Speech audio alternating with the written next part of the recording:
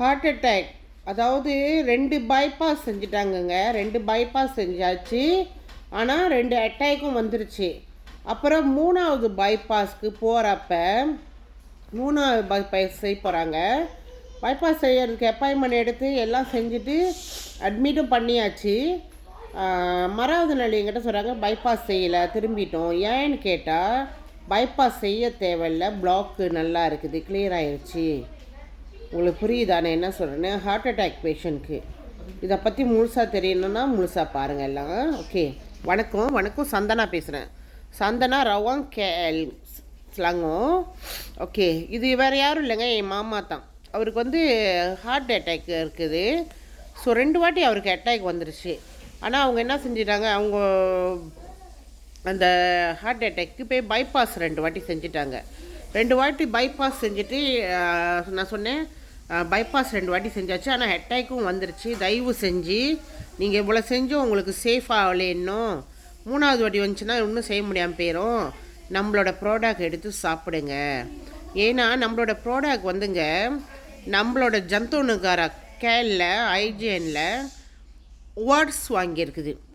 சும்மா ஒரு இதில் அவார்ட்ஸ் கொடுக்க மாட்டாங்கங்க, அவார்ட்ஸ் வாங்கியிருக்கு. ஏன் அந்த ப்ராடக்ட் வந்து தரோம். உங்களுக்கு தெரியுமா எவ்வளோ பேர் 3 பிளாக்கு 4 பிளாக்கு குடிச்சு ஒரு 2 மாதத்தில் 3 மாதத்தில் பிளாக் வந்து எனக்கு 2 பிளாக் இல்லை, இப்போ 3 பிளாக் இல்லை. இந்த மாதிரி சொல்கிறத நீங்கள் பார்த்துருக்கீங்களா? நிறைய டெஸ்டிமோனி நான் பார்த்துருப்பேன். என்னோடய ஃபைலை நீங்கள் திறந்து டிக்டாக் ஐடியை பூந்து உள்ளுக்கு என்னோடய ஹாலில் பார்த்தீங்கன்னா நிறையா பேரோட டெஸ்டிமோனி இருக்கும், நான் போட்டிருக்கேன். ஸோ நீங்கள் பார்த்துருக்க மாட்டீங்க. அப்புறம் இதெல்லாம் உங்களுக்கு தெரியாது. ஆனால் நான் இப்போ சொல்கிறேன், போய் உள்ளுக்கு என்னோடய ப்ரொஃபைலை திறந்து பாருங்கள். ஸோ அதெல்லாம் நிறைய பேர் இருக்கிறாங்க இந்த மாதிரி டெஸ்டிமோனி கொடுத்தவங்களாம். அதாவது கால் வீங்கி போய் அவங்களோட நிறைய விஷயம் ஹார்ட் அட்டாக்கு. பட் நம்மளோட பீஃபீல் குடிச்சு தான் அவங்க நல்லா இருக்காங்க, ரிலீஃப் ஆகியிருக்காங்க, பிளாக் உடஞ்சிருக்கு. ஸோ இது ஒரு பெரிய டெஸ்டிமோனி தருமாங்க. ஏன்னா என் வீட்டில் என் மாமா, சொந்த மாமாவே இதை குடித்து நல்ல ஃபீட்பேக் கொடுத்துருக்குறாரு. ஸோ அது மட்டும் இல்லைங்க, எனக்கும் ப்ரெஷரு. அதாவது நான் இந்த ஃபீல்டில் இருக்கிறதுனால நிறைய பேர் நம்ம நிறைய ட்ராவல் பண்ணுறோம், நிறைய பேர்கிட்ட பேசுகிறோம். ஒரு ஆள்கிட்ட பேசினா சம்டைம் 1 ஹவர் 2 ஹவர் நான் பேசுகிறேன். உங்களுக்கெல்லாம் நல்லா தெரியும் நான் பேசுகிறது. அப்போ அவங்களுக்கு எக்ஸ்பிளைன் பண்ணுறப்ப நம்மளுக்கு அது த்ரெஸ் ஆகும் நடிகை செய்கிறப்ப. அதனால எனக்கே ப்ரெஷரு 220 போயிருக்குது. ஆனால் பட் எனக்கு எந்த சிம்டமும் தெரியல. ஒரு சின்ன மயக்கம் இல்லை, தலைவலியில் ஒன்றுமே இல்லை. என்னோடய ரொட்டீன், அதாவது அந்த கேன்சருக்கு நான் செக்கப் போயிருந்தேன் ஹாஸ்பிட்டலுக்கு. அங்கே போய் என்னோடய ப்ரெஷர் வந்து படிக்கலை, போட்டு பார்க்குறாங்க. ஸோ ப்ரெஷர் படிக்கலை. அப்போ நம்ம என்ன செஞ்சோம், டாக்டர் என்ன செஞ்சார், வெளியே வந்துட்டு அவர் சொன்னார் காலில் போடுங்க. காலில் போட்டு பார்த்தா 220 காட்டு. அப்பயே சொல்லிட்டாங்க எமர்ஜென்சியை வந்து உங்களை கொண்டு போய் இது வாட்டில் போட்டுருவோம், ஏன்னா உங்கள் ப்ரெஷர் ஹையாக இருக்குது அப்படின்னு. கையிலே படிக்கலை, காலில் வந்து குறைவாக கட்டும். காலிலே உங்களுக்கு 220னா கையோட வந்து இன்னும் ஹையாக தான் இருக்கும். அப்போ நம்மளுக்கு வேறு வழி இல்லை. நான் சொல்லிட்டேன் டாக்டர்கிட்ட, வேணாம் டாக்டர் அப்படின்னு. நான் உங்களுக்கு தெரியுமா சைன் பண்ணி கொடுத்துட்டு அவர் அங்கேயே மருந்தை கொடுத்து என்னை அனுப்பிட்டார். பிறகு நான் வெளியே வந்து வேறு என்ன சொல்லுங்க, அந்த கிளினிக் இருக்குல்ல, அந்த கிளினிக் வந்து விலை உள்ள கிளினிக், அதாவது கொஞ்சம் எக்ஸ்பென்சிவாக இருக்கும் நம்ம போய் எடுக்கிறப்ப அந்த இடத்துல மருந்து. பரவாயில்லன்னு இப்போ எடுத்தேன். இங்கே வேணான்ட்டு நான் அங்கே போனேன். என்னோடய நம்பிக்கை வந்து கிளினிக்கில், கவர்மெண்டில் வந்து அந்த இதெல்லாம் எனக்கு நம்பிக்கை இல்லை மருந்துங்களாம். ஸோ நான் அங்கே போய் எடுக்கிறப்ப அதே தான் நடந்துச்சு. எனக்கு அந்த ப்ரெஷர் வந்து இறங்கலை. அதாவது 190 180 இப்படி தான் இருந்துச்சு. ஸோ ஒரு வாரம் சாப்பிட்டேன். எனக்கு அப்பயும் அந்த ப்ரெஷர் இறங்காதெல்லாம் ரொம்ப த்ரெஸ் ஆயிடுச்சு. இன்னொரு கிளினிக் போனேங்க. அந்த கிளினிக்கில் இன்னும் கொஞ்சம் காசு அதிகம். பரவாயில்ல, நம்மளுக்கு உடல் முக்கியம் இல்லை. நான் கேன்சர்லேருந்து செத்து பொழைச்சி வந்துட்டேன். பட் திரும்பி நான் இதே ஒரு பிரச்சனை தேடிக்கூடாதுன்னு காசு கட்டி போய் இன்னொரு கிளினிக்கு பார்த்தேன். அங்கே 180 mg கொடுத்தாருங்க ப்ரெஷர் மருந்து. அதுக்கும் இறங்கலை. இதே மாதிரி தான் ஸ்டீல் 180. காலையில் எழுந்துச்சி போட்டால் கண்டிப்பாக 200 காட்டிடுதுங்க.